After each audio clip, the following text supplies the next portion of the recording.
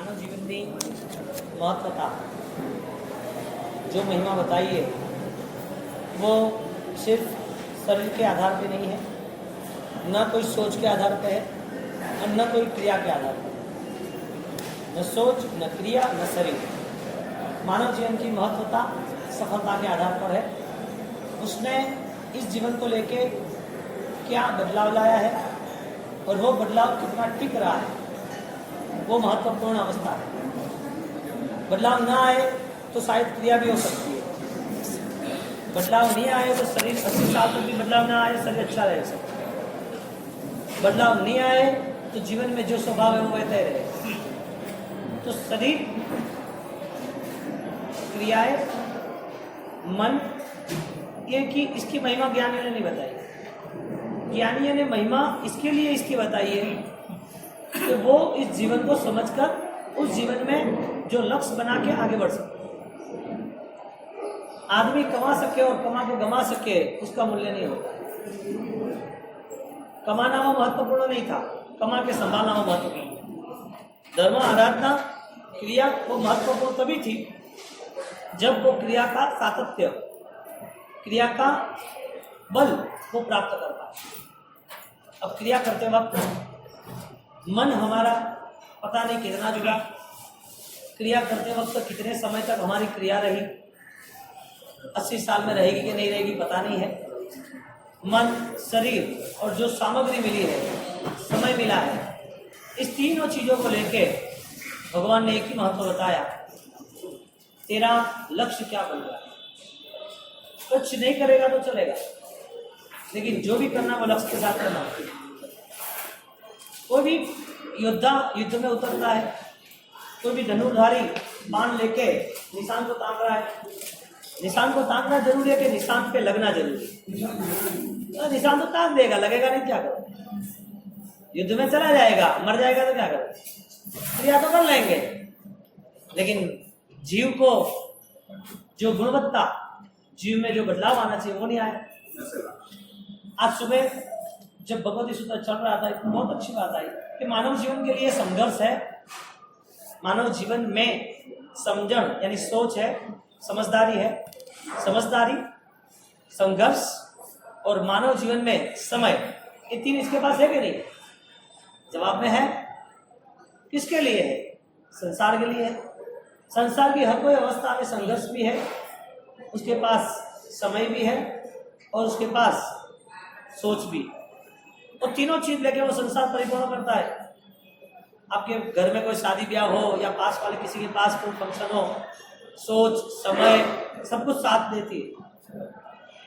अवस्था ये बनी कि जब ये सब होने के बावजूद मानव के पास ये सारी चीज है, तो उसके पास नहीं क्या है? सोच है, समय है, संघर्ष है, तो क्या नहीं है?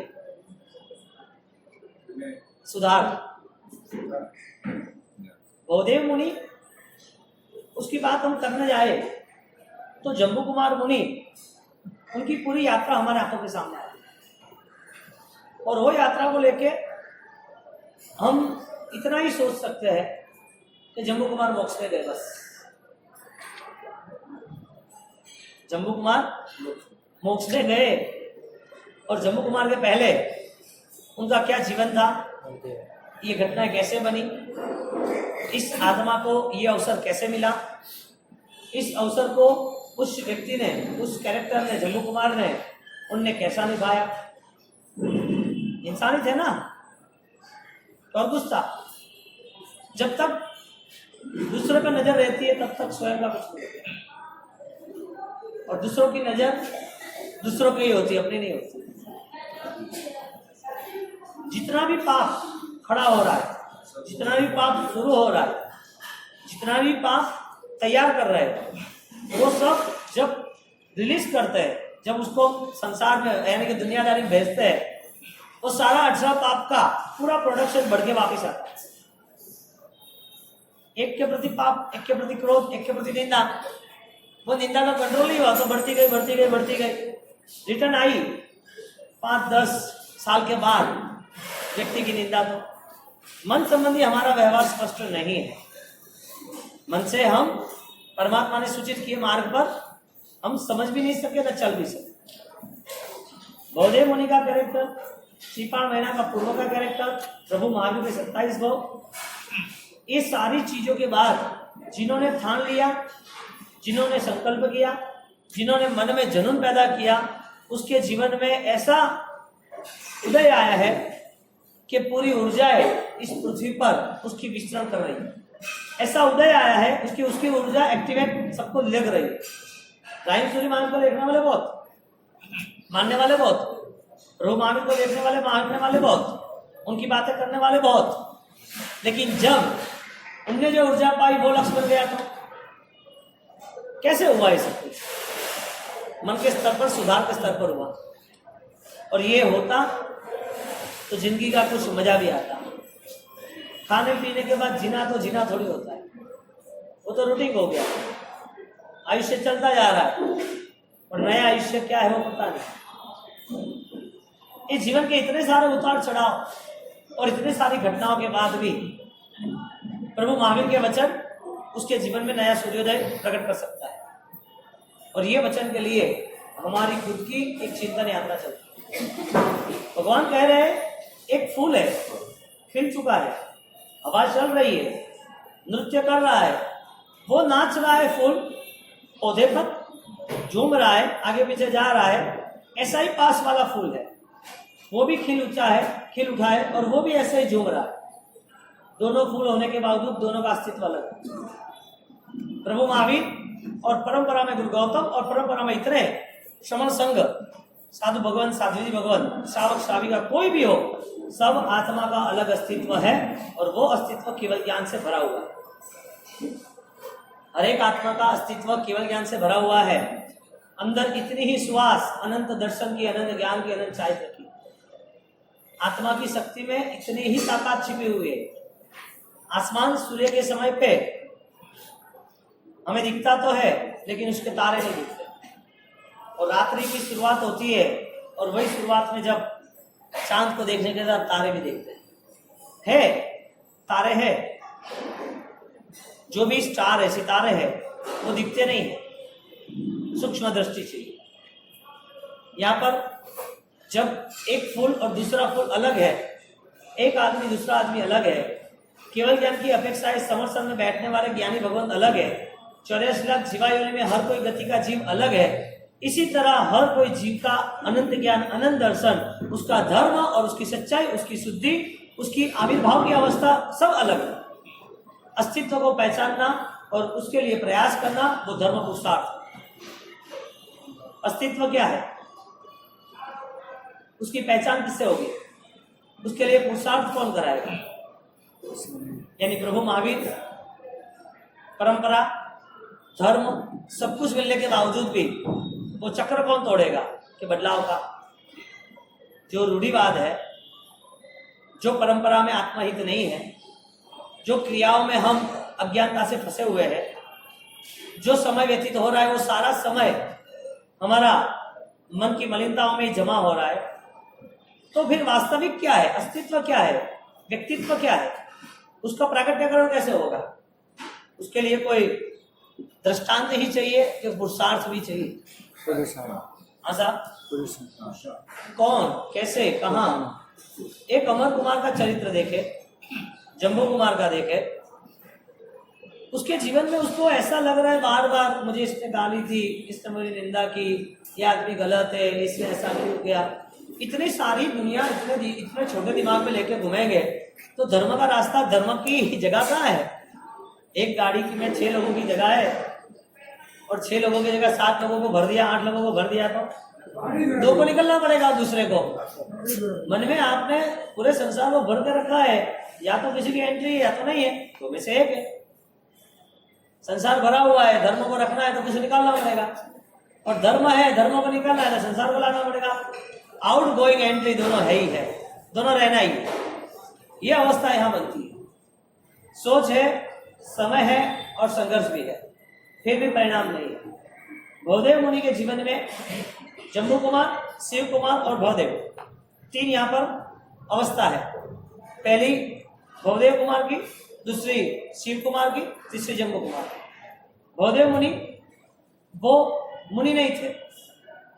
उनका भाई भवदत्त वो मुनि थे। नगर था जिसमें वो विचरण करके आए। कई साल हो चुके दीक्षा लिए, 8-10 साल, और वो अपने ही गांव में नगर में पधारे।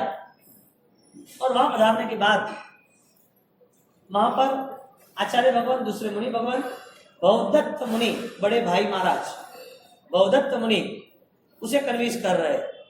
कोई समझा रहा है, कोई मजाक कर रहा है, कोई उनके लिए कुछ एडवांस ज्यादा ही बात कर रहा है, कोई उनको नकारात्मक विचार देके उनकी पॉजिटिविटी को बाहर निकालने की प्रयत्न कर रहा है। तुम ये नहीं कर सकते, नेगेटिव नहीं, मैं करूंगा, क्यों नहीं होगा। ऐसी नेगेटिविटी देके उसके अंदर बल पैदा कर रहे हैं। और वो भवदेव मुनि, भवदत्त मुनि, वो सबकी बात सोच रहे। लास्ट में आचार्य भगवान अपने गुरु, उनसे आशीर्वाद लिए, गुरुदेव आदेश कोई, बस नगर में पधारे हो, भाई महाराज को पता नहीं है नगर को, पहले तो क्या विचरण करते आ जाते, मुनिवर गांव गांव विचरण करते, और गांव गांव विचरण करते वहां जाते, कोई संदेशा थोड़ी होता, आते उसके बाद पता था मुनिवर आए, और आने के बाद गांव के बाहर रुकते और गांव में आते, सब लोगों को पता चलता। तो जहाँ मंदिर था वहां पास में ही उनका पर्दा किया, प्रवचन शुरू। तो ऐसा कोई सेटिंग थोड़ी था, जिज्ञासु वर्ग था। कई दिनों के बाद चारित्र आत्माओं के दर्शन हो रहे थे, और कई दिनों के बाद उस दर्शन के बाद प्रभु की वाणी देशना मिल रही थी उनको।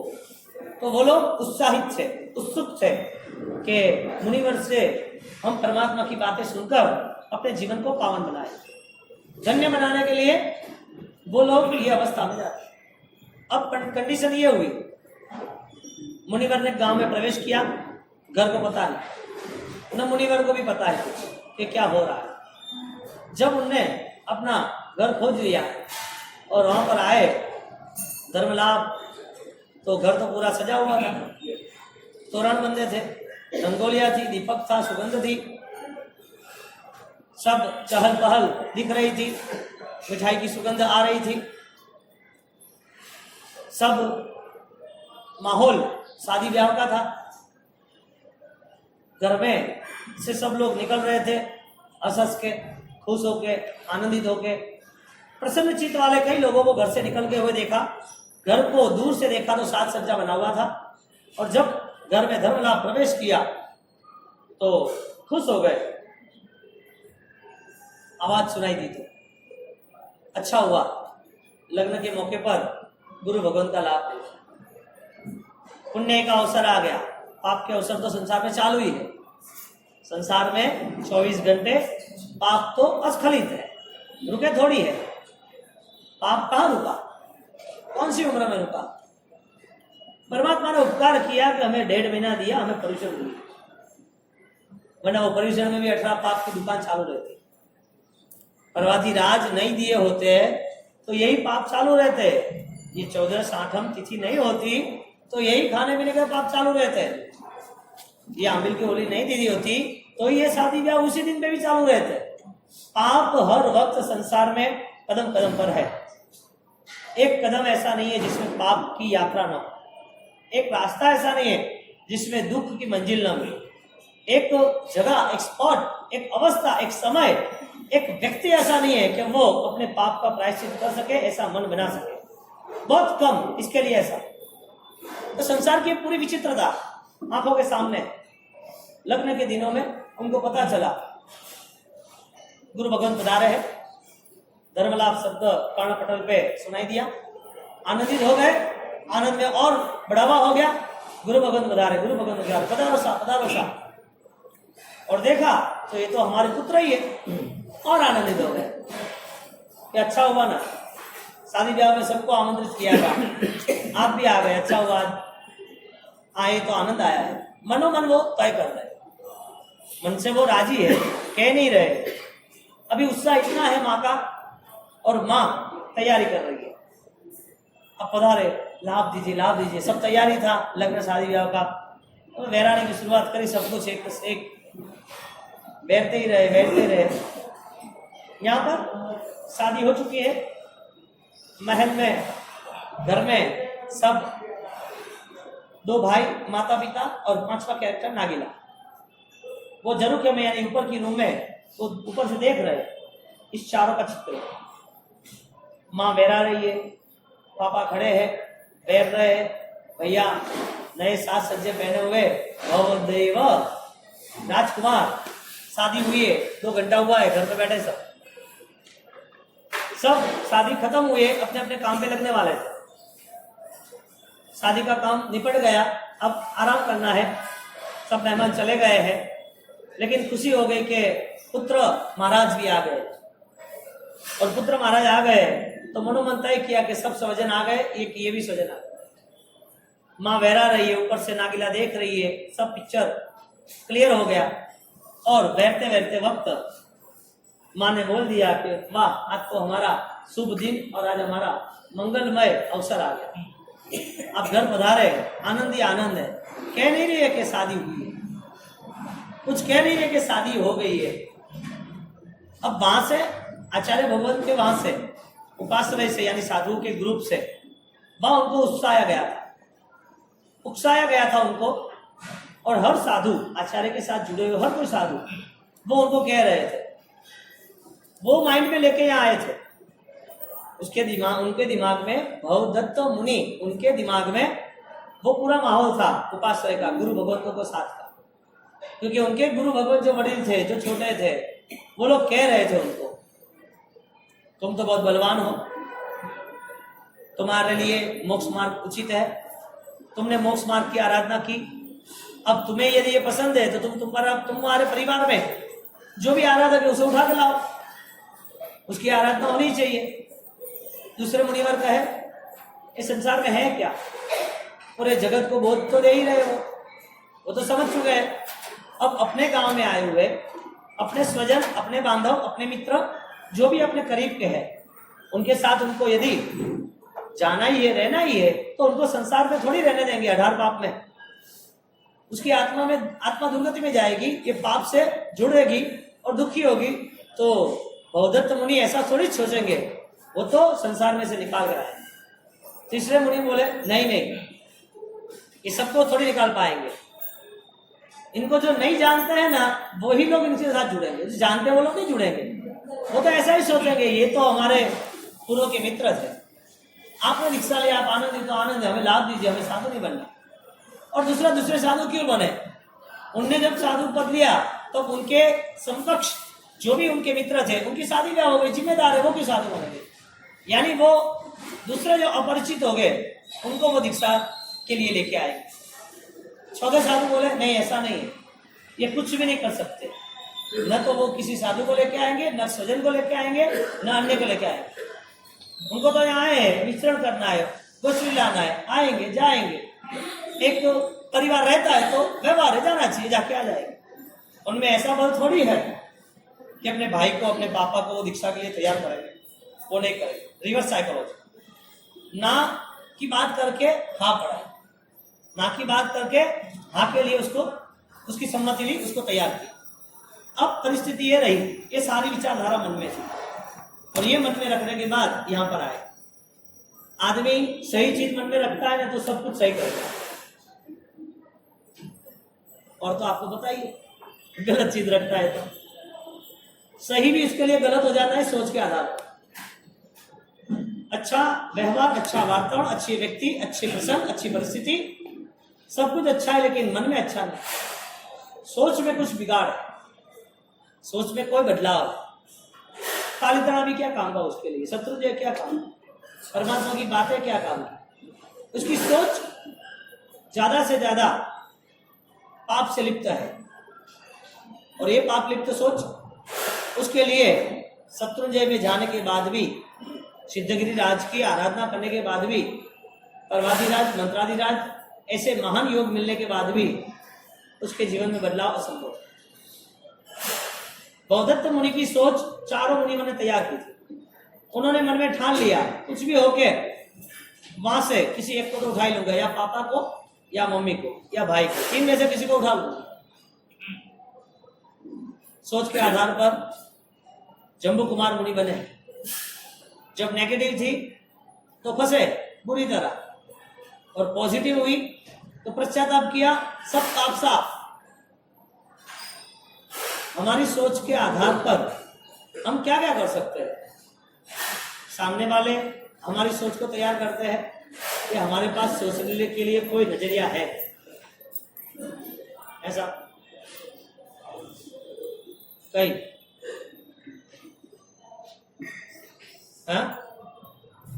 सोचने का नजरिया है कि सामने वाला सोच तैयार करता है?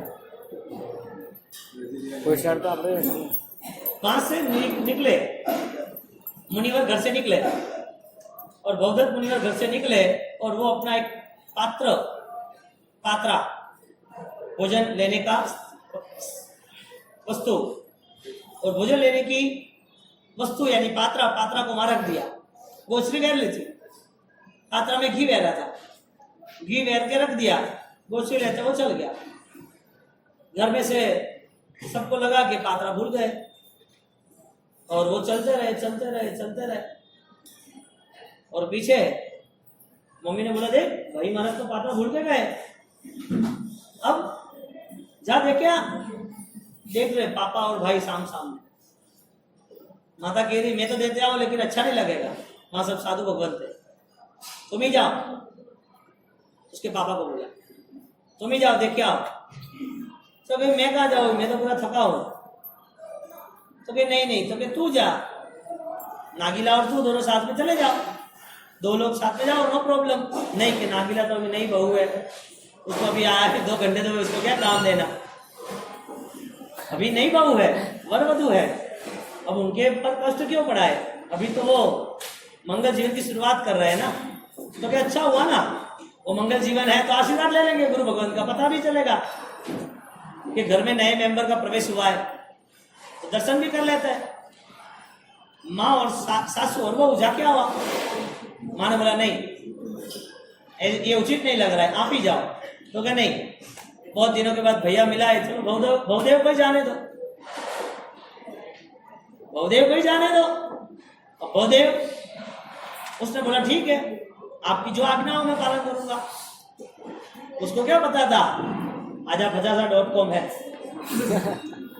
उसको पता क्या था कि यहाँ फंसना है मुझे।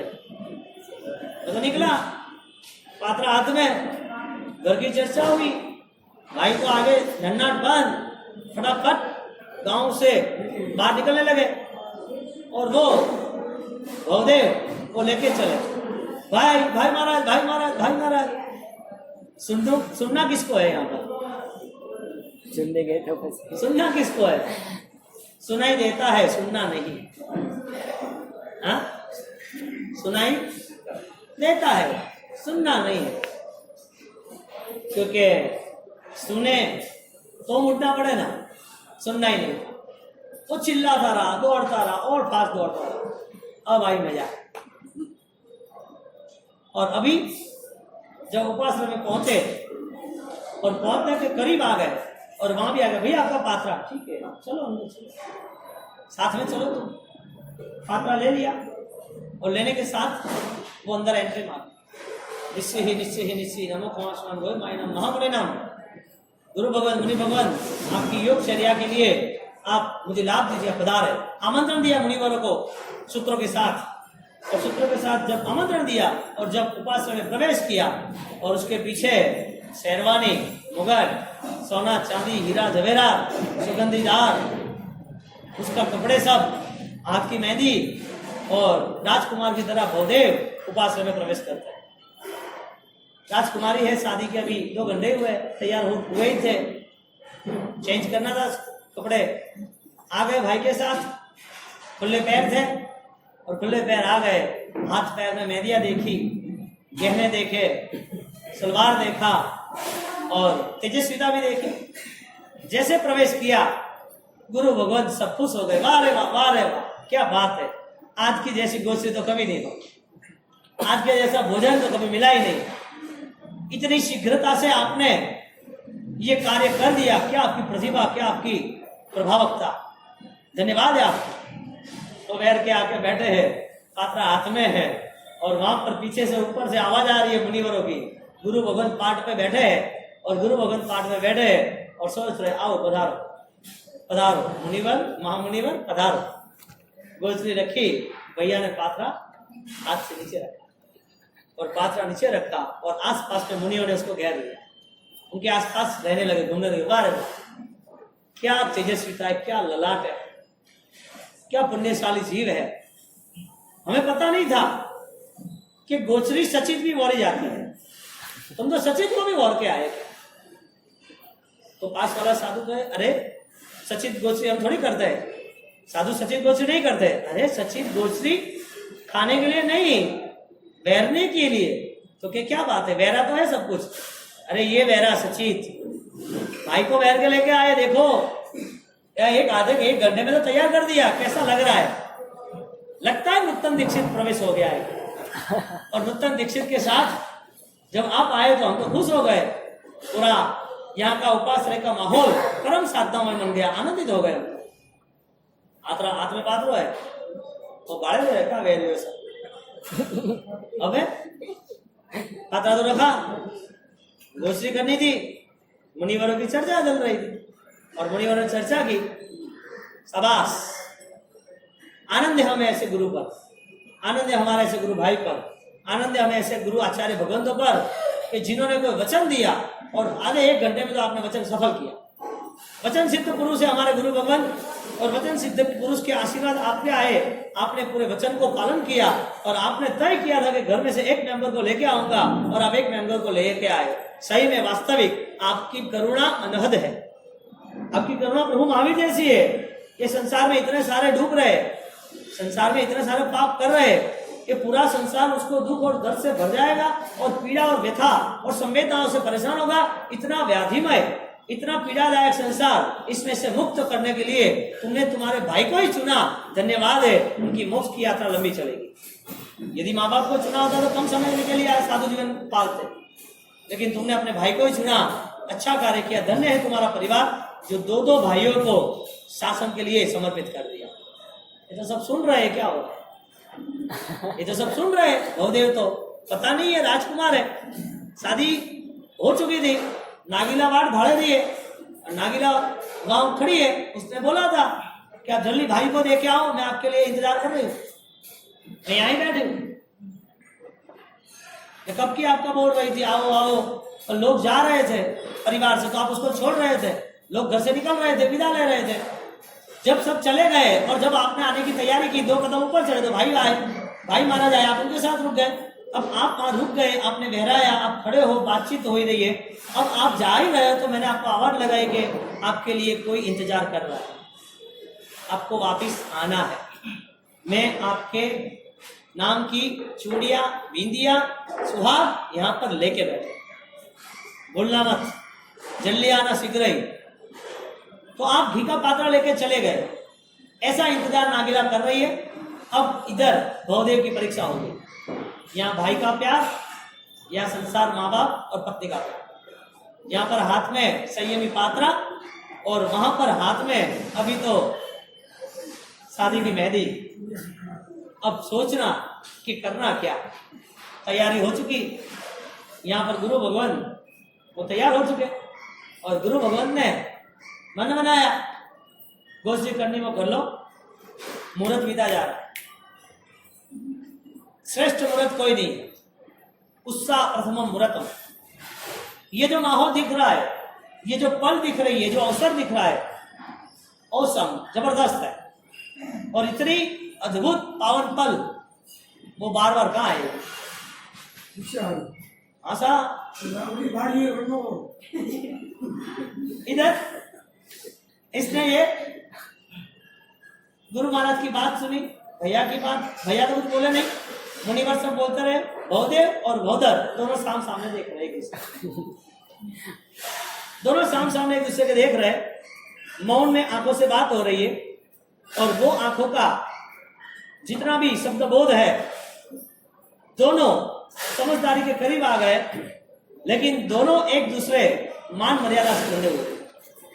न भाई को वापिस जाने देना है, न ही बहुदेव को अपने भाई को कमजोर या नीचा दिखाना है। अपने भाई की बात झुकने नहीं देनी है। बहुदेव मुनि ये सोच रहा है, बहुदत्त मुनि ये सोच रहा है मेरा भाई यदि हाँ बोल दे तो अभी काम निपटा दो, मुझे पीछे जाने का काम नहीं, माता पिता को पूछ ले। साधक आत्माओं को आत्मा ही दिखता है और लपन छप्पन कोई नहीं देखे और भले कोई भाड़े नहीं कोई અને સાધક સાધના કરે રે અતરો લાંબુ લાંબુ દેખવા જાય ઓને તો બટે જ રે ને ભાઈ એટલે કોઈ ભાડે કરે અને બાળ ને બટે કોઈ ભાડે બટે ભાડે તો બટે રે અને એટલે ભાડે તો રે મોટ તો લેણો પડી કે નહીં। बहुदेव चले देखने लगे, शब्द बोध आंखों से हो रहा था और आंखों का शब्द बोध हुआ और गुरु महाराज ने बोल दिया मुहूर्त जा रहा है, करना क्या है।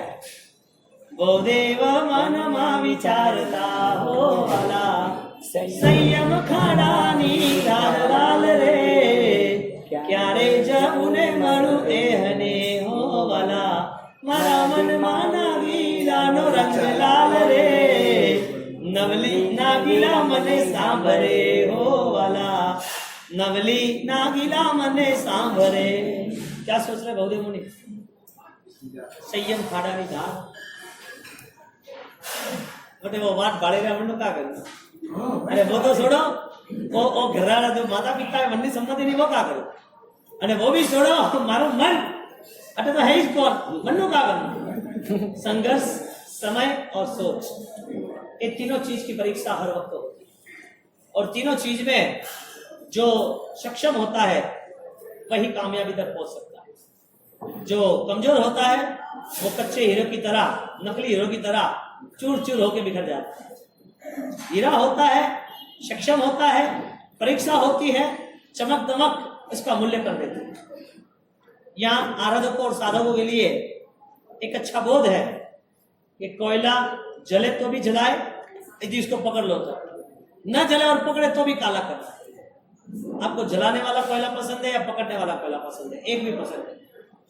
गलत तो गलत ही है, आज नहीं तो कल, पाप तो पाप ही है, तुम छुओ या ना छुओ, आप करो या ना करो, मन के स्तर पर जब आप पश्चाताप नहीं करते तब वो पाप आपको पकड़ लेते हैं हर साल तक, हर भाव तक, कई सदियों तक। और मन के पाप को बदलना वो श्रेष्ठ धर्म की आराधना, वही तुम्हारा साक्षी भाव, वही तुम्हारा स्वरूप है, वही तुम्हारी जीवन की महामंगल यात्रा का प्रथम कदम है। क्योंकि जब तक पाप को न पहचाने तब तक पाप का प्रायश्चित कैसे कर पाएगा। और प्रतिक्रमण की आराधना वो प्रायश्चित के स्तर पर होती है, सूत्रों के स्तर पर तो बाद में होती है। सूत्र सीखने वाला ही प्रायश्चित कर सकता है, सूत्र समझने वाला ही प्रायश्चित कर सकता है। सूत्र का पूरा बोध यही है कि वो अपने आप को, अपने जीवन को, अपने मन को, अपने पापों को साफ करे, समा सके। किताब ना पढ़ सके लेकिन किताब का बोध हो सकता है, क्रिया कम कर सके लेकिन क्रिया का बोध उनके लिए फलीभूत हो सकता है। तो बोधपूर्ण अवस्था, होश, जागरण, साक्षी, स्वरूप, जो अवेयरनेस है वो हर वक्त होनी चाहिए। यहाँ पर वो डिस्टर्ब हो गए बहुदेव मुनि, और बहुदेव अभी मुनि नहीं बने, मुनि बनने की कतार पर है और वो मुनि बनने की कसौटी पर उसकी परख हो रही है। वो परख के लिए किसी को कह नहीं रहा है। भाई बहुदत्त और बहुदेव वो सामने एक दूसरे के देख रहे हैं। अभी लेट तो हो ही रहा था उनको, दूसरी लेट हो रही थी, दीक्षा का लेट हो रहा था, वहां इंतजार कर रही थी, नागिला का लेट हो रहा था, और उसको, बहुदेव को, खुद को, उसको ऐसा हो रहा था कि जल्दी से जल्दी मैं मेरे प्रसंग को, मैं मेरे घर को, मैं वापस जाऊं। सबको देर हो रही थी और इधर गुरु महाराज को भी देर हो रही थी। जट दीक्षा ले जट विहार, जट दीक्षा ले जट विहार करे कौन तैयार हुए? शांति है। पर ये घटना अभी तक बनी नहीं, अभी ये सब संघर्ष चल रहा है, इंतजार का, देर हो रही है। अभी ये सन्नाटा छा गया वातावरण। गुरु महाराज ने बोल दिया योग्य जीव है, आचार्य भगवान ने कह दिया, घड़ी बीती जा रही है, बात करनी भाड़ो। क्यों? अब ये सारी चीजों में साधु भगवान 4-5 शांत हो गए, यानी कि मौन बैठे हैं। इधर दो भगवंत है, बहुदत्त मुनि अपने भाई को देख रहे हैं, गुरु भगवान यहाँ पर बैठे हैं, और बैठने के बाद 5, 7, 10 मिनट तो यही मौन यात्रा चली। पात्र की गोश्त ठंडी हो गई, मौन यात्रा चली, और मौन यात्रा के अंतर्गत अब तैयारी है कि क्या कदम कौन उठाएगा। गुरु भगवान दीक्षा देंगे, बहुदेव रहेगा, लेके वापिस जाएगा, पीछे से वापिस पापा मम्मी आएंगे, और वो आएंगे या नहीं आएंगे, वापिस जाएंगे तो भवदेव को लेके जाएंगे और लास्ट में नागीला उसका रिजल्ट क्या होगा वो हम अवसर पे देखेंगे। લઈ લો ને लो चालो 55 लो तो आज ये अपना जाहिरात करो कि ये भाई कांतिलाल